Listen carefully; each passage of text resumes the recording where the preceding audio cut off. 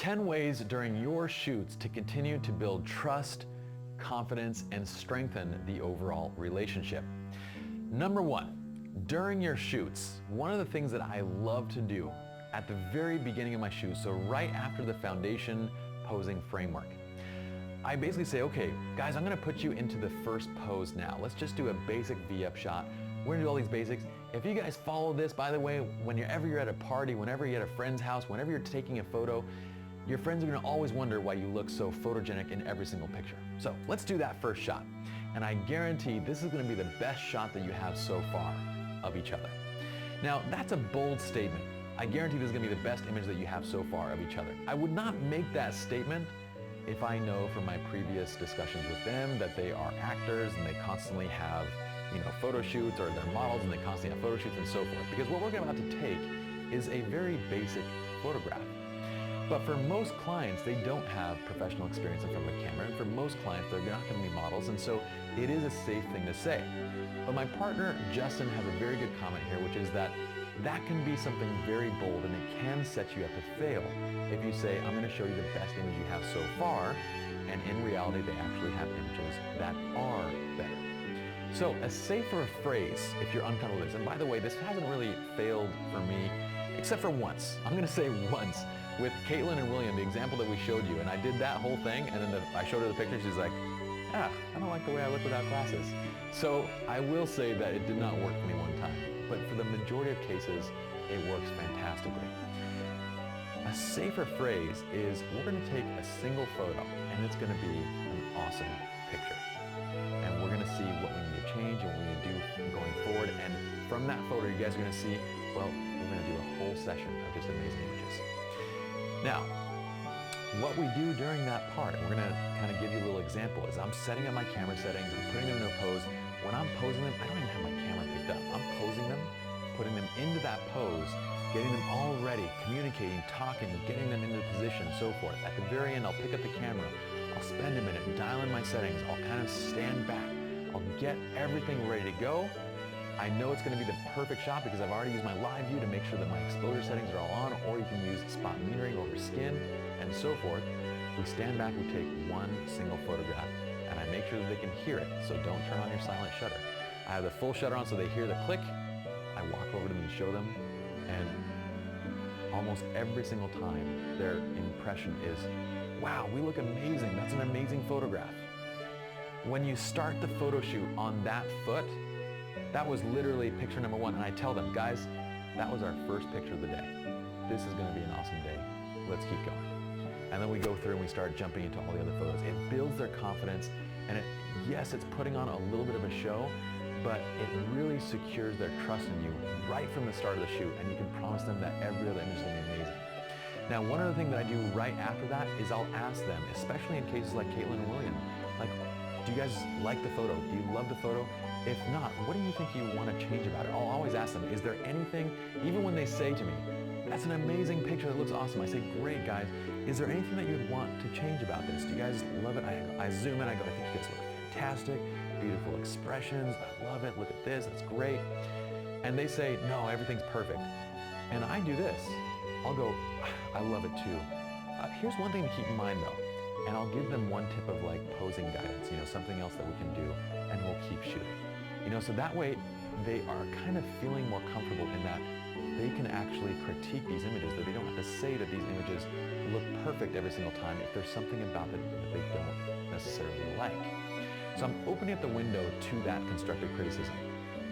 Next, number 2, give continual, genuine praise throughout the shoot. If you capture a shot, praise them. Say, oh my gosh, that looks beautiful, I love that. When they get into that pose, say, that's perfect, I love that, that's great. Let me get the shot, oh, that's a fantastic image. Talk and praise. As the shutter is clicking, do not stay silent, okay?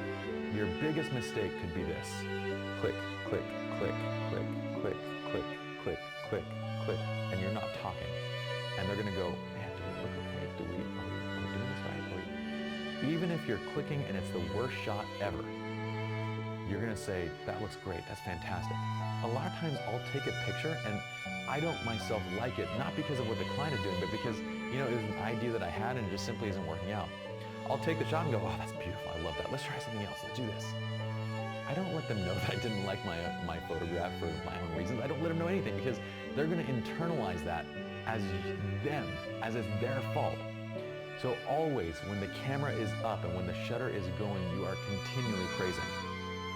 Next, show them images throughout the shoot. As you take great photographs in each scene, show them images. As you make them look beautiful, as you bring out their posture and show the woman's curves and show that masculinity in the man, show them those shots. Show him how great he can look in these photographs and how he can take one of these and put it up on Facebook and make it a new profile pic, and show her how she can look absolutely beautiful. And say things like, well, I'll say things all the time like, you're a lucky man, and I'll say this kind of stuff to praise and make them both feel good about everything. So I want to show them these images, and this is, again, an opportunity for me to identify concerns. If they have something they don't like about an image, they're going to feel comfortable telling me, because we started the shoot off with, is there anything that you might want to change about this photograph? Let me know. Throughout the shoot, let me know. We start us off on that foot so that as we show them images, we give them opportunities. That way, after 300 images, you don't find out at the very end of the shoot that they didn't like something because you never showed them a single image during the shoot. Next, use positive words to describe changes. Once again, we don't say things like, no, that's not good. Don't put that there. Oh, no, that's bad. I don't like that. That looks weird.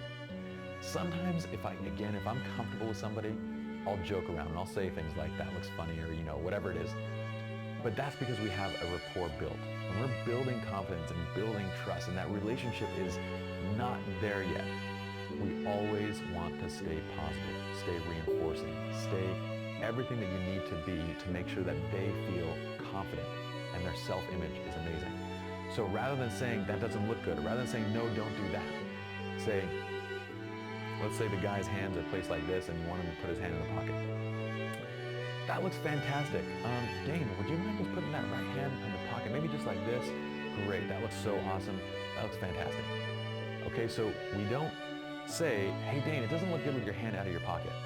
We don't say, hey Jessica, your posture doesn't look good there. I go, hey Jessica, you look amazing. I want to get you a little bit taller. Can you straighten up just a little bit more? Remember that lumbar spine and keep that curve? We keep that positive self-image, and as they get into the pose and as they do the thing we want, we instantly praise and say, that looks fantastic, that looks so amazing. Dane, pull in a little bit from the waist and help her out, that looks amazing. Speak positively throughout the shoot. Number 5 and number 6 are kind of related. Number 5, remember how we talked about the guy having a good time? One of the things that I do during the shoot to build this trust and confidence and so forth is make him have a good time, make her feel beautiful. These are kind of my different visions for the experiences that I want each of these two people to have. For the guy, I want him to actually enjoy the picture-taking experience, because in general, that's not something that guys enjoy. If he's enjoying it, she's automatically going to be more relaxed. He's going to have a good time. I can get him in different poses and so forth, and it's great. Her, I'm kind of more focused on making her feel amazing. She's relaxed that he's having a good time. Now I want to focus on building her self-image, because that's the area that I feel like for women is going to be the area that's going to make the most impact on the photos. The funny thing is that when guys are having a good time, they're naturally just relaxed and kind of what I call GQ. They just have that era of confidence and kind of masculinity to them. When they're nervous is when they're kind of shrinking and they're kind of staying to themselves and they're not standing tall. So these are kind of the two emotions that I feel like if you can make him feel like he's having a great time, he's going to stand tall, his shoulders are going to be open, he's going to be broad-chested, he's going to do all those things that make him look great in photos. And if she feels beautiful, she's going to be standing tall, kicking your hips, and showing you curves and doing all those things to make her look beautiful. Number 7, I love educating my clients during shoots for several reasons. Number 1, we talked about how kind of one of our missions was to show our effort and to show them exactly what we're doing and how we're amazing. Educating during a shoot does not mean that you're talking about T-stops and F-stops and shutter speeds and all this kind of stuff. It means that as I'm walking around and setting up a tripod, I'm going to go, hey, you know what guys, I'm going to set up this tripod. We're going to put a light over there. I I want to capture this background. It's going to look absolutely amazing. We're going to shoot it from right here. I'm going to place you guys in that scene. We need to light you up so we can see you and have the background be all beautiful and dramatic. This is the way that I'm talking to them, not explaining the technical details. Unless they're photographers, then I will. But what that does is it's teaching them, whether it be posing guidance, whether it be lighting, whatever it is, it's teaching them that I know what I'm doing, that I'm putting forth effort to make these photos amazing. So when I show them an image, they know what went into creating that image. Number two, it's also kind of makes the shoot a little more fun. It's not necessarily education that's boring. It fills the gaps in silence, and it gives us something to talk about. If they go, oh my gosh, that image was so cool, they see me basically take a photograph and we slow down the shutter so we get this water movement. They go, how did you do that? I go, yeah, so that's why we put it up on the tripod, because we slow down the shutter. So everything around you is moving and you guys are still, and that's what's captured in the shot. It gets them into the photographs. Number 8, get to know them during down moments. So your down moments are times to talk more, to get to know them more. If you ever forget, or if you ever kind of just are at a loss of what to talk about next, you feel like, man, between the initial meeting, our talk through, between all the times that I've seen them and chatted, I literally know everything about this couple. Well, that's the perfect time to transition into discussing the wedding day and the timeline. This is where you bring up, hey, how's wedding day planning going? How is your timeline? Have you guys thought about those different things that we talked about? Have you thought about or had time to look at the ideal timeline guide? That's your chance to be a wedding consultant. And it'll open up a whole new line of conversation that can last hours for, well, your entire shoot, basically. The last thing I do to make sure that I'm always building trust, confidence, and relationship is to under-promise and over-deliver. At this point, we've tailored their vision. We have shot for their expectations, and now I want to exceed the expectations for their engagement shoot. There's several things along this shoot process that does that. Showing them the images, that's fantastic. Showing them we're shooting and we're getting that motion and feel that they wanted on their mood board, that's fantastic. We're exceeding those expectations. One of the other things that's great is to show them teasers. I get back to the studio, I'll prep 5 or 10 images and send them off to them right away. So they have something instantly, something that they weren't even expecting to have for another 4 weeks. Then if we tell them, you know, your wedding or your engagement images are typically going to be ready in 4 weeks, we deliver them in 2 or in 1. Throughout this entire process, we're setting ourselves to exceed their expectations in terms of the quality of images, in terms of how they feel and the experience that they're having, in terms of how we're delivering the images and so forth. Doing these 10 things are going to make your clients feel like you are an absolute hero. They're going to walk away, they're going to talk about you with their friends, and, well, you don't need to spend any money on advertising when they're doing that.